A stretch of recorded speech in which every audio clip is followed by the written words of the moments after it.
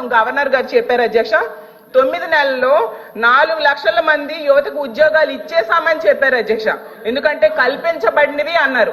అసలు ఏ శాఖలో కల్పించారు, ఏ కంపెనీల్లో ఇచ్చారు, ఎక్కడ ఇచ్చారో తెలియజేయాల్సిందిగా అడుగుతున్నాను అధ్యక్ష. ఎందుకంటే పరిశ్రమలు గ్రౌండ్ అవ్వకుండానే ఉద్యోగాలు ఇచ్చేశారని ఎలా చెప్తారు అధ్యక్ష? 4 లక్షలు కాదు అధ్యక్ష, 9 నెలల్లో 4 ఉద్యోగాలు కూడా ఇవ్వలేదు అధ్యక్ష.